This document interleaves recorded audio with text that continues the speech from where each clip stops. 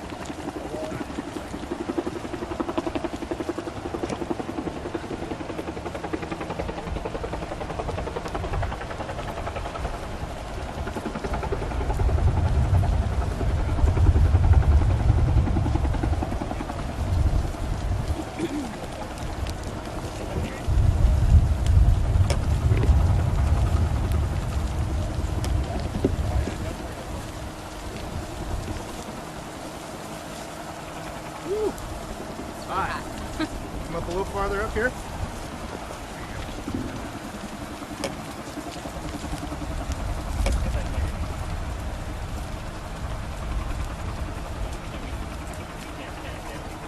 Just don't let me catch fire.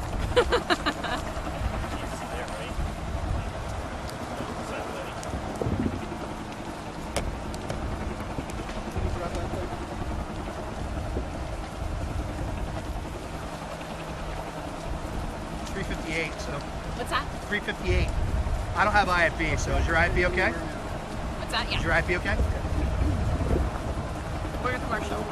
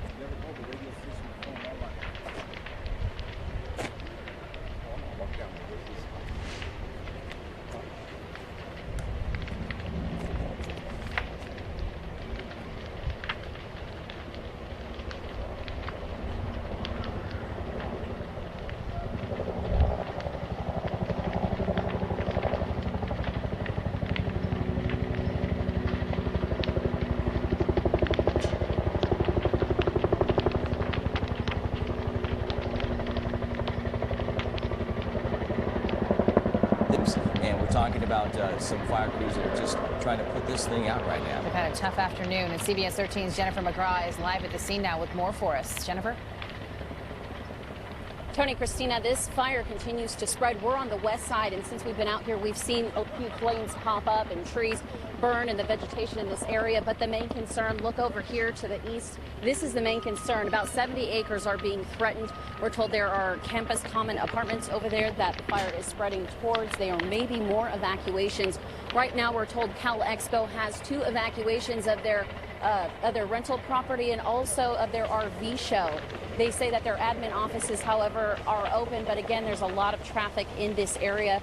We spoke with, I spoke with the Cal Expo police chief earlier, and he tells me that they're used to fires out here, but this is one of the worst that he has seen.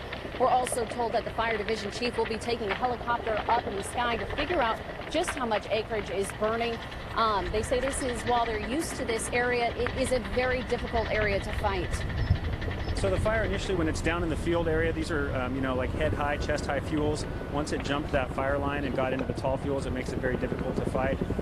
Very tall flame lengths, lots of spot fires downwind. The fire begins to create its own weather. We start to get some very, very tall flames and a lot more wind. And as you probably heard, some of these pops or explosions, you can have arcing power lines. Sometimes there's propane tanks in some of the camps down here. And we have situations where it gets much more dangerous for our firefighters. Right now, their main concern is getting this fire contained. They're not sure where exactly it started, but it does run along the side the American River.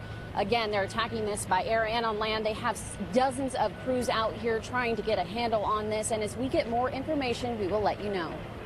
Jen, thanks. Yeah, the firefighter makes a good point, because so many times we're used to fires that stay small in the smaller grass, but once it hits the taller fuel, Dave, that's when things kind of get out of control. Plus, and when we talk about the conditions here, he mentions that the fire creates its own weather as well, so that will actually accentuate, especially when you got those tall flames, it creates a lot of rising hot air. Just put in perspective, that is Sacramento. It is about 3 miles away from Sacramento, over along the American River. Right now, temperatures are in the upper 80s. It's dry. Humidity is at 24%. The winds, for the most part, are around southwest at 5. That's why the fire is moving off to the north and to the east. And it's not moving very quickly, but it is causing some issues out there. Tomorrow, we're going to be well into the 90s, so it will be an issue that will accentuate fire danger as we head on into the weekend. Just wanted to show you this, then we'll hop back to the computer if we can. But that's a look, sort of a wide shot of all the smoke that's going up in the air, and it gives you an idea of what people are seeing and why they're slowing down so much on the freeways out there, because it is a very tall column of smoke. So if we can hop back to the computer, I put in this blue on here, and this is a representative of the top of possibly cloud tops or a smoke plume. Right now, it's at about 4,000 feet straight up, and it's not moving a lot and not leaning over a lot because the winds aren't super strong. But again, you get those rising columns of air with very tall flames, you're going to have a lot of vortices in there that could really spin that fire and send it off in all sorts of directions. So back over to you guys. We'll have details on, of course, our forecast here in just a little bit. All right, we'll see you in a few. Thanks, Dave. Appreciate it. We've gotten a lot of pictures out there from you, our viewers. As we're taking a look at some of the video that was shot this afternoon, you can see what Dave was talking about. Lots of smoke there in the area. Additionally, Cal Expo brought out some water tankers, as you saw there, to try to take care of doing some structure protection on their structures as well there at Cal Expo. This was early on in the fire when it first began. Right. If you're thinking, aren't there a lot of fires around this part? Yeah, there are. But again, as we talked about, the fuel really got to the taller trees, and that's when that happened. No structures burned. One person was transported because of smoke inhalation, and they're doing fire protection right now just to make sure that the spread does not impact more people, as they're keeping an eye on the Campus Commons apartments just to make sure that the flames don't get too close to it. So we'll stay on top of this for you again. Driving around town, you're going to see that heavy smoke, and that's from this fire burning, as we take another look at some viewer video shot by one of our assignment desk managers, Mike Rogers, who lives near this scene, as they try to put a handle on this thing. We'll stay on top of it and bring you more details as soon as we get more information. Turning away from that story for just a second to a developing story, crews are working hard to get the Spirit of Sacramento out of the Delta. The riverboat capsized a week and a half ago near Bethel Island in Contra Costa County, and today the Coast Guard is removing fuel from that vessel to keep it from polluting the waters. Then crews will attach fittings onto the boat in preparation of uprighting it with a crane. Now, it could take weeks of effort before the riverboat is fully out of the water. A Facebook post by the Galt Police Department prompted community concerns today after announcing it would be closed for several hours. We've learned the closure was because the chief held a department-wide meeting to talk about its future. So we wanted to know who was covering for the officers and support staff during this meeting. CBS 13's Angela Masalam is getting answers. She's live at the Galt Police Department, which reopened just a few hours ago. Angela? Well, Tony, Christina, the police chief tells me the last time Galt PD held a department-wide meeting was 9 years ago, and today there was no police activity behind this gate until about 12:30 this afternoon. So we just walked in and we were like, wait, why is there like closed and stuff? So we read it and we were like, oh, okay, that's odd. Jasmine Dominguez and her friend came to the Galt Police Department Thursday morning hoping to get some help. Dominguez says her friend needed to turn in time-sensitive documents but couldn't because the police department was closed. We've been having problems recently, and we decided we have to go in as soon as possible to turn them in. Dominguez says if it wasn't for the flyers posted outside the police department's doors, she wouldn't have known about the closure. So this was an all-hands meeting that the chief called to give an update, an organizational update of the department's activities during the past 6 months. Galt Police Lieutenant Brian Kalinowski says during the meeting the chief talked about community outreach, succession planning, and his future goals for the police department. Kalinowski says every employee was at Thursday morning's meeting, including all 39 sworn officers. So if Galt police officers weren't out patrolling the streets, who was? There were directions for the public to contact a phone number, which would have been the Sacramento Sheriff's Office, and a sheriff's deputy would have responded to the police department and handled each and every person who came to the lobby. According to Lieutenant Kalinowski, there were 2 Sacramento County Sheriff's deputies assigned to Galt on Thursday between 6 a.m. and 1 p.m., but we wanted to know if that's the standard beat coverage. That is our minimum staffing level, so that is adequate for us. Dominguez says she would have appreciated a heads up on the closure, and according to Kalinowski, the department announced it would be closed through a Facebook post and the city's website. And we asked Galt PD how many calls they received during the 6.5 hours they were closed. Lieutenant Kalinowski says they got 5 calls, none were emergencies, and the police department wants to reassure the community they will not hold another department-wide meeting for at least a few more years. All right, good to know, Angela. Thanks. Live in Galt tonight. Let's talk football because it is football night here on CBS 13. Raiders Stadium in Las Vegas is one step closer to maybe becoming a reality. Today, a Nevada Oversight Committee approved $750 million of public funding to bring the Raiders to Vegas. But it's not a done deal yet. The plan still needs approval from the governor and legislature. The stadium's estimated cost is $1.9 billion. It is Thursday, and here at CBS, that means it is time for football. Week 2 of the NFL season kicks off in Buffalo tonight, where the Bills will be taking on the New York Jets. Both need a win to get some momentum for the rest of the season. They sure do. CBS 13's Jamie Yukas is live from Orchard Park, New York, with a preview of the big game. Jamie, good seeing you. Both teams 0-1. All the attention, of course, on the Ryan brothers. Coach Rex Ryan and his Bills. Can they turn things around? Oh, this is so much drama, right, for Thursday Night Football. I liked the dramatic music coming into me, too. But, yeah, you got Rex Ryan, who used to coach for the Jets. Now he's in charge of the Buffalo Bills. And I can tell you he led a very spirited, should I say, or maybe colorful conversation in the locker room with his players. He really wants a win. Of course, both teams don't want to be 0-2 after tonight's game because that really kills the momentum going into the rest of the season. Now, it's so early in the season, but, you know, it's just kind of a bummer if that happens. So really both teams looking for a win tonight. It is going to be a packed house in here because both teams are from New York. Now, the Jets may not play technically in New York, but you've got these 2 New York teams, division rivals, going to go head-to-head in a very loud New Era field, you guys. Very loud. Now, despite all the losses, you know, the fans are dedicated. So what have you been seeing out there, Jamie? Oh, these fans are dedicated. That's the nice word, I think, Christina. These fans are a little rowdy, too. They've been going tailgating since yesterday morning. I'm not kidding you. We drove by, and I thought to myself, is this for real? We stopped, and people are already tailgating. Oh, you can hear they're testing the microphones in here now, too. But I want to show you. I didn't realize this was as big a thing as it was, but the fans also do the chicken wing hat here. And so we plan to see plenty of these in the stadium as well tonight. This is how dedicated they are. Yes, and you too. I don't know. Does it look like a Cheeto or a chicken wing? I can't decide. I'm going chicken wing all the way. Absolutely. Perfect. Now you got us hungry. Okay, Jamie Yukas live in Orchard Park. Yeah, you're right. Jets fans, Bills fans, if the game gets boring, swing the camera around, just show the crowd. We'll see you soon. Thanks. All right, up next, ahead of his class, the amazing thing this new K-9 officer did to put him at the top of his game. And exploding phones, now an official recall. What those with Galaxy Note 7 should look for on the back of their phones. And a live picture for you right now from the American River Parkway in Sacramento, where a grass fire has been burning for most of the afternoon. We'll have more details as fire crews continue to try to get a handle on this one right after the break.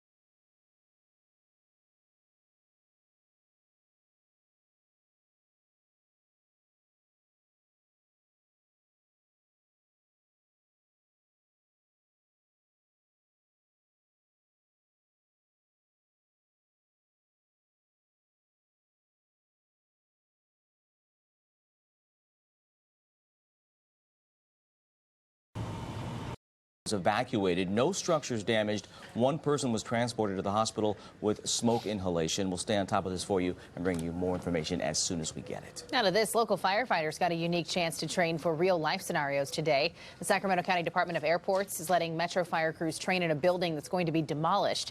Crews are using smoke machines to reduce visibility in the building, simulating a realistic fire situation. Fire officials say this training is invaluable. They're going to be coming into this environment utilizing their experience, the tools, resources that they have to, one, find and save a life, but two, use their experience to protect themselves and their crew. Now, crews will be running this training until the building is scheduled to be demolished, which is in about 2 weeks. A week after Samsung acknowledged a problem with batteries on its new phone, word of an official government recall. We call in Curtis Ming with what's next for the people who own these phones. Well, you're being asked to look at what's called the IMEI number. That's right on the back of the phone, and you plug that number into the Samsung.com website to see if your phone is affected. After 96 fires, people are being asked to stop using their Galaxy Note 7s. You could exchange the phone, you could get your money back, and some stores are even kicking in a $25 gift card or credit. After Chase Harrison died from being left in a hot car, his dad is supporting a law requiring hot car warning devices. And the federal bill just introduced today would require a chime if somebody is still in the back seat. These are really senseless deaths of young people that are just so tragic. I think we need to step up and fix it now. 29 kids have already died this year after being left in a hot vehicle. Americans are cutting back on their spending. Sales at stores dropped 3% in August. It's some of the data the Federal Reserve will look at next week when it decides whether to raise interest rates. And if you have a consumer problem you can't resolve, maybe I can. Call the hotline Monday through Friday, or you could always go to our website, cbs13.com/call Curtis, and fill out our form. Curtis, thanks. Farm to Fork is in full swing in Sacramento, but there's one event celebrating farm to glass. The Legends of Wine event is Friday night at the Capitol grounds. It'll spotlight 42 different local wineries from the Sacramento region, as well as food created by the chef from local restaurant Hook and Ladder. Everybody, when they think of wine, they think of Napa and Sonoma, but that's not the case anymore. Amador County, Lodi, even Yolo County, we have such great wines here, and that's really what the event is here to celebrate. And organizers, if you're watching, that was Dave Bender pushing to be your MC if you don't have one already. Tickets are still available online. The Legends of Wine event starts at 6 o'clock Friday. You're on the air. You can't do it. Sorry. CBS 13 is cheering alongside you for Friday Night Football each week, Max Preps. And CBS 13 will showcase the top 5 games of the week in our area. One game we're watching, Cosumnes Oaks versus St. Mary's of Stockton. Kickoff is 7:15. Another game CBS 13 and Max Preps named as the game of the week, American Canyon versus Will C. Wood. Game time 7:30. You can like the CBS 13 Facebook page and send us your game pictures and your videos as well. All right. You were talking about that fire earlier, saying the winds weren't crazy, so... No, but I mean, temperatures over there are actually going up just a little bit, and now we'll go out to the CBS 13 Mobile Weather Lab. And what we're talking about, of course, this fire over near Cal Expo, and it's just on the south side of Cal Expo there, and right now we got temperatures right around 92 to 93 degrees, so... Over on the fire line, it's a little toastier than the latest readings that we've been getting from reporting stations around the area there. And the winds aren't super strong. They're out of the, last check, we're out of the southwest at around 4 to 5 miles per hour out there. So that's good news. I mean, at this time of the year, temperatures, we have seen records into the triple digits. And we'll also usually start getting those northwest winds. So this could be super bad if this was happening without the weather they're dealing with right now. But it's still pretty big storm. All right, it's not a storm, fire situation. But we do have a storm to talk about. Julia. It's been downgraded to a tropical depression. Storm now is about 60 miles offshore. It's going to kind of fizzle out, but man, many areas in South Carolina, they thought they might get maybe 6 to 8 inches, only got a couple of inches of rain, but at its peak, when it was really just dumping rain, there were some record amounts in parts of Florida and Georgia. So we got tropical weather, we got fire weather, and let's talk about our weather right now as we look at Lake Tahoe. It is nice up there in the high country. Temperatures for the most part probably running into the upper 60s and low 70s. We'll be in the low to mid 70s up there tomorrow as we start to watch the temperatures warm up. 88 currently in Sacramento, 88 for Stockton, 87 Modesto, 84 for Marysville. And by the way, that's our Sierra Tahoe camera that we're using. 24% the relative humidity, dew points in the mid 40s. Winds are southwest southwest at 6, so that goes right along with that fire over there by the American River Parkway, southwest about 5 to 10, so that's helpful. And, of course, we're also looking at a barometer that's on the rise. All right, so here we go. High pressure will be building in on top of us here, and as it comes on in, it certainly will kick out the low pressure that gave us the nice cool weather earlier in the week and has kept our temperatures even modified a little bit today. This will be exiting and going off to the east. The ridge builds on in, so for tomorrow, between about 90 and 95 degrees, so we're back to feeling some summer heat, and we still have multiple days of summer to go before fall rolls in here. Fall gets in here in about a week, and, of course, you've got the high pressure even more dominant on Saturday, so we're probably at 96 degrees. By the time we hit Sunday, we could be at 98 degrees around Sacramento, so we could be flirting with some triple digits. So it's going to be a hot weekend, the last weekend of summer, and then we'll start to see this retreat. We'll cool down and get back down to something a little more respectable as we wrap up the season and go into the next one. So over toward the coast drive, some areas of fog, 67 by the afternoon with clearing skies for Monterey. You get up around, say, San Francisco, same thing, a little breezy. Could even be a little breezy. May have a few low clouds get all the way into Fairfield tomorrow morning.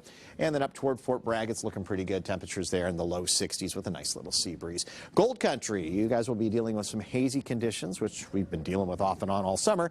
Temperatures will be, for the most part, in the 80s, probably about the mid-80s there for Pollock Pines. You got about 88 out toward, say, Auburn, 89 or so. You're talking to pretty pleasant conditions up there in the higher elevations around Plumas County. You get toward the Greater Lake Tahoe area, you're well into the 70s. Overnight lows are in the 20s and 30s, so it's chilly overnight. And then down into the northern San Joaquin Valley for Friday, we'll look for hazy conditions there and a little warmer than today, probably well into the 90s, at least the low 90s, 92 for Patterson, about 90 around Stockton. Get around Sacramento, we're probably going to be about 93, 94 degrees, and then on toward the north, it definitely gets rather toasty up there. By the time we get up towards, say, Redding and Red Bluff, we'll be well in the upper 90s, scratching at the low triple digits, and we'll be kind of flirting with that just in time for probably on Sunday, which hard to believe, but it's going to happen. Look at that, 98 on Sunday, and then back to the mid-90s on Mondays. So about 4 days of really summer hanging on, and then boom, shut it down. Thursday, hello fall, hello 85 degrees, and some nice weather. So there you go. So again, for the games that we're following, temperatures will be probably between about 80 and 85 at most of the kickoffs. All right. No jacket required. Not then. Not yet. Maybe in November, but not now. Another image from the smoke of the fire we're following, burning near Cal Expo. Again, this broke out around 1:30. No structures have been damaged, but Cal Expo had been evacuated for a short time. We'll stay on top of this and go to CBS13.com for the latest images and reports. We're back after this. Tonight on ET, we're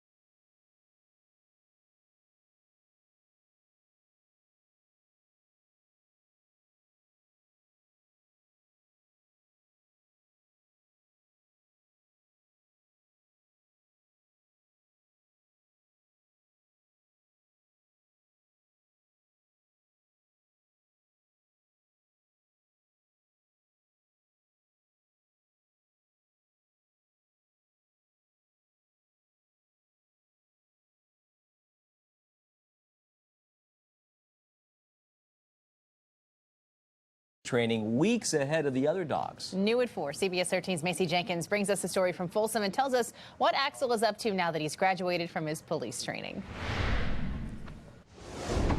Stay. Meet Folsom's newest officer. Axel Foos. This Friday, he joins the boys in blue for day 1 on the job. He loves kids. He loves dogs. He's not dog aggressive. Originally from Slovakia, the 2.5-year-old German Shepherd sped through his training faster than Officer Todd Laraway expected. A lot of dogs don't quite make the cut. They wash out. They either don't want to bite a person, or if they do, they don't want to let go of that person. But he says that's not the case for Axel. Here, pocket. Good boy.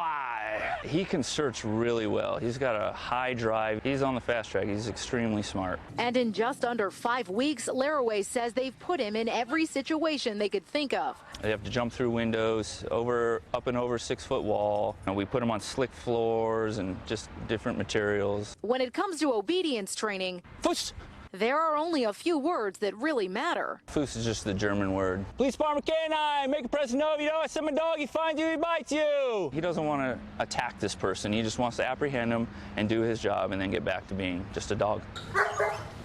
Axel will join 2 other patrol dogs and a bomb squad dog already on the force. He can go into places that we can't, the blackberry bushes, the dark areas that we don't really want to go into because we can't see. And even though Laraway has had canines before, he says he's eager to work with this dog who reminds him of himself. You know, I have a little bit of ADD, and I think he has a little bit of ADD, and so I think we're going to let him work.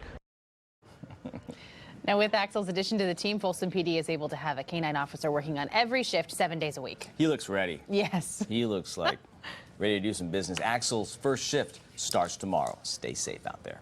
All right, let's take you out for some more images from this fire burning on the American River Parkway in Sacramento. As you can see, lots of flames have been burning for most of the afternoon. More new details after the break. It's the Ross Fall Fashion Event. The brands you love, plus all the finishing touches at incredible